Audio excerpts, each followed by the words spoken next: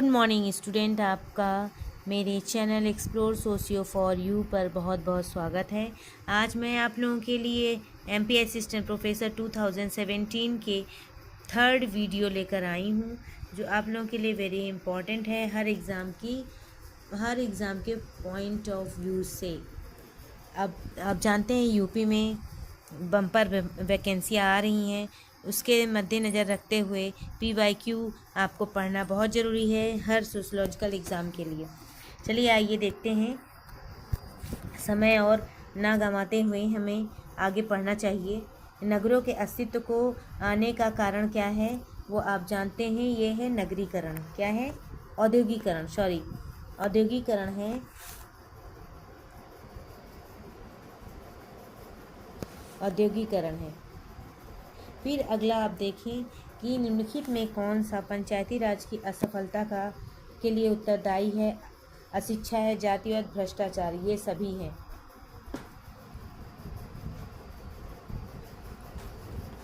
फिर पंचायती राज व्यवस्था की अनुशंसा किसने की थी?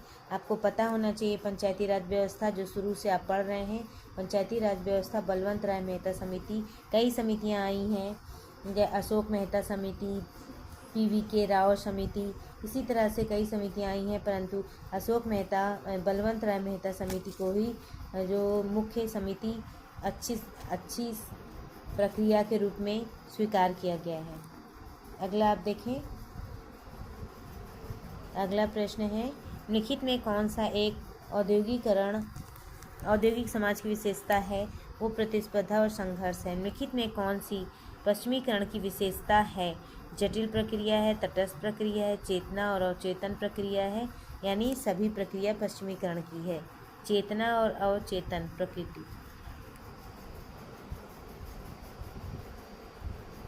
स्वर्ण जयंती कार्यक्रम रोजगार योजना कब प्रारंभ की गई थी? तो 1 अप्रैल 1999 में। नौकरशाही की अवधारणा दी थी मैक्स वेबर ने।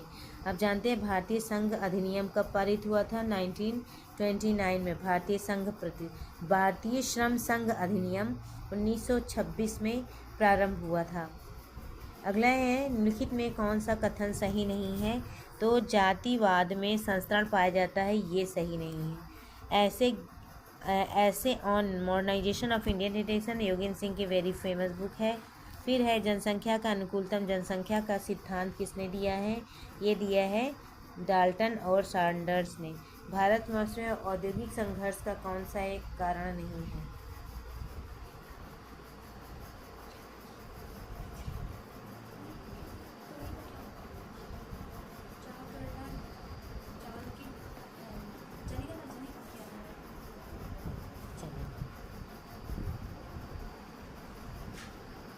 भारतवर्ष में औद्योगिक संघर्ष का कौन सा एक कारण नहीं है? वह है अधिक लाभ। अधिक लाभ किसी भी औद्योगिक संघर्ष का कारण नहीं हो सकता है। अधिक मजदूरी का मांग है, श्रमिकों की अशिक्षा है, नेताओं की गिरफ्तारी, ये सब हो सकता है, लेकिन अधिक लाभ कभी भी संघर्ष का कारण नहीं बन सकता है, जबकि अधिक लाभ में संघर्ष होता ही नहीं है।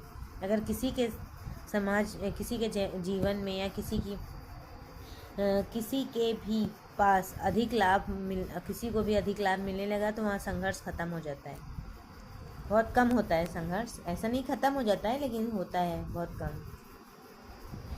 अगला देखें, निम्नलिखित में कौन सा एक प्रबंध में श्रमिकों की भागीदारी का लाभ है? ऐसा है, ये सभी पक्ष है। पारस्परिक सद्भावना की स्थापना, औद्योगिक शांति, उत्पादकता में वृद्धि। अगला है, भारतीय संविधान की किस संशोधन में पंचायती राज व्यवस्था को सुदृढ़ किया गया है? तो 73वें संविधान संशोधन के द्वारा। आप तो अच्छी तरह जानते होंगे। धर्म की अपनी व्याख्या में किसने पवित्र और लौकिक की बात की है? तो ये दुर्खीम की बात है, दुर्खीम ने की है।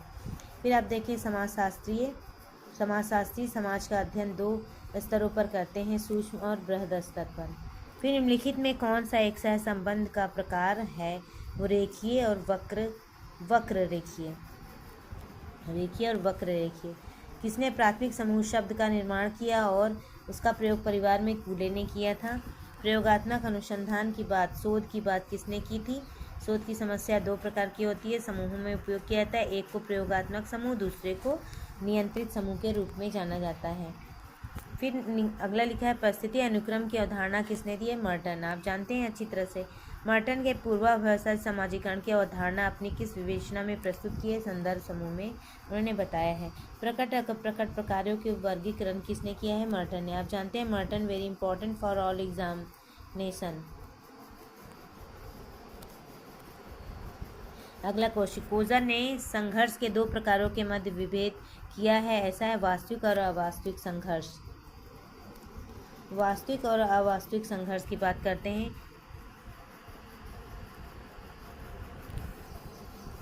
टायलर की संस्कृति की परिभाषा दो मूलभूत चीजें जिन्हें सामाजिक जीवन में दूसरों के संपर्क में आने के दौरान सीखा जाता है, जिसमें से एक है ज्ञान तो दूसरा है क्षमता।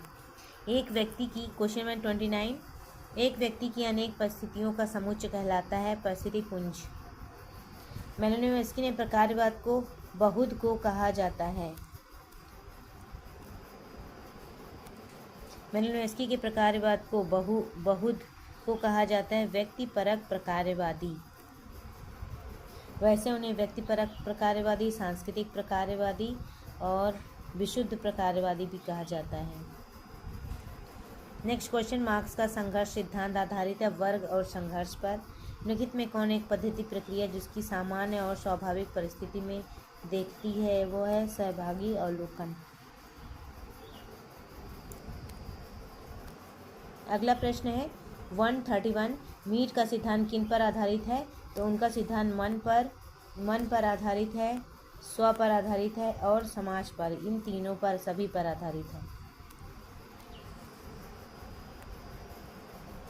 यह किसकी मान्यता है? क्वेश्चन नंबर 32, इसकी मान्यता है कि विचलन और संस्कृति लक्ष्यों और उन्हें प्राप्त करने के स्वीकृत साधनों के मध्य अंतराल का परिणाम है। तो ये मर्टन की यानी मध्य सीमा सिद्धांत की बात की गई है। उन्होंने 5 प्रकार के विचलन की बात की है। किसने? मर्टन ने।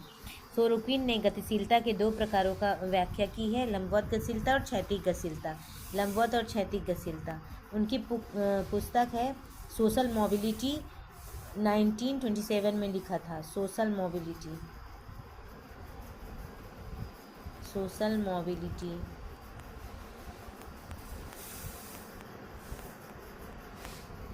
1927 ये उनकी बुक है। ऑस्कर लेविस के मत के अनुसार वह संघर्ष अनेक पीढ़ियों तक संचारित हो जाती है, उसे कहते हैं संस्कृति। संरचना, सामाजिक संरचना के प्रकारात्मक दृष्टिकोण का पिता मानता है स्पेंसर को, जिन्होंने संरचना नामक शब्द दिया है। श्वेत वस्त्रधारी अपराध की विस्तृत व्याख्या किसने की है? सदरलैंड ने की है। साक्षात्कार को वर्गीकृत किया जा सकता है सभी रूपों में, निदानात्मक साक्षात्कार, उपसारात्मक साक्षात्कार, अनुसंधानात्मक साक्षात्कार। हिंदू विवाह अधिनियम 1955 सिखों, जैनियों, बौद्धों को सम्मिलित करते हुए हिंदुओं को तलाक कानूनी रूप से मानता है, किंतु इसमें निम्नलिखित में से किसी एक को सम्मिलित नहीं किया गया है। तो अनुसूचित जनजाति को सम्मिलित नहीं किया गया है। इतने प्रकार के साक्षात्कार होते हैं, कार्यों के आधार पर, उत्तरदाता के आधार पर, औपचारिकता के आधार पर, अध्ययन की पद्धति के आधार पर।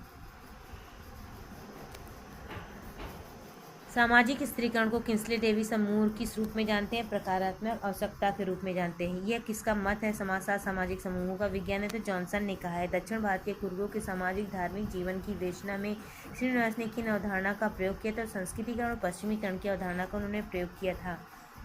यह किसका विचार है कि जजमानी व्यवस्था भारतीय गाँव को एक स्वयं संपूर्ण समुदाय के रूप में बनाए रखने में कार्य करती है?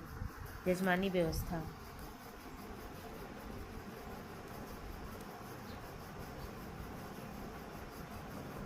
तो ऐसा कहा है विलियम वाइजर ने।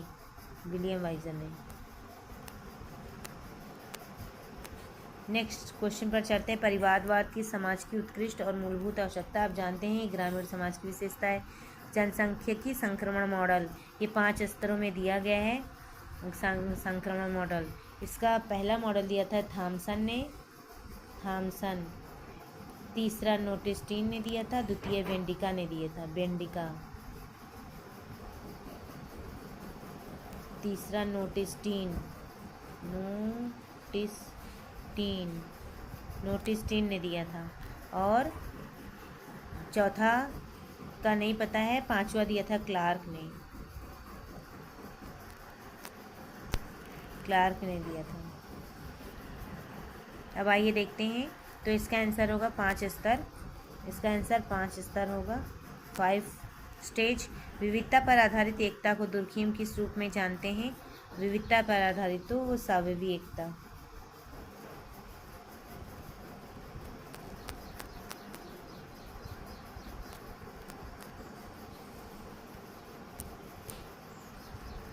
सावयवी एकता के रूप में।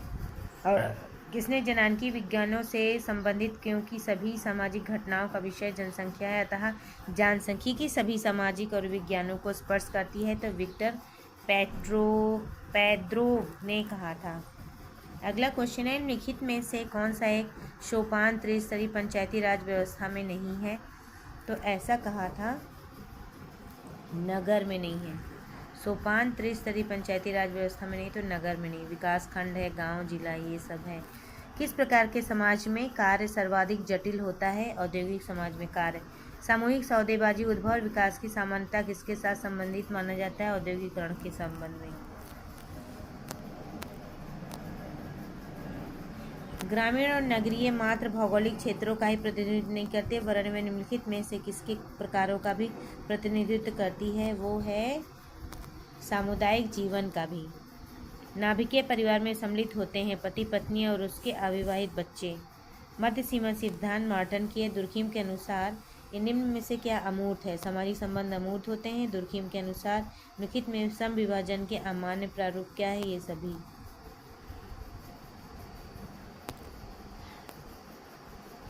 विशृंखल सम विभाजन, आरोपित सम विभाजन, एक अमान्य सम विभाजन।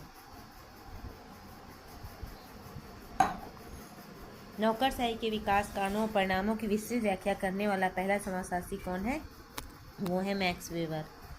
सामाजिक स्थैतिकी की अवधारणा अगस्त आमटे। आप जानते हैं सामाजिक स्थैतिकी और सामाजिक गतिकी की बात उन्होंने की थी। आपका ये पूरा 3rd पार्ट भी कंप्लीट हुआ। आप इसको देख लीजिएगा और अच्छी से याद कर लीजिएगा। ये वेरी इंपॉर्टेंट क्वेश्चंस है PYQ, और PYQ याद हो जाते हैं तभी हमें सफलता मिलती है। बच्चों अपना ध्यान रखिएगा और पढ़ते रहिए, बढ़ते रहिए और समय का सदुपयोग करिए। यही हमारी आपसे प्रार्थना है। हमारी आपसे आपको संदेश है। और मेरे चैनल पर आप आए, मेरे चैनल पर आइए, मेरे चैनल को सब्सक्राइब करिए और शेयर करिए अपने दोस्तों तक। कमेंट भी करिए, लाइक भी करिए। अगर मेरी वीडियो अच्छी लगी हो तब कमेंट अवश्य करिए, फीडबैक ज़रूर दीजिए। आपका मेरे चैनल पर आने के लिए थैंक यू।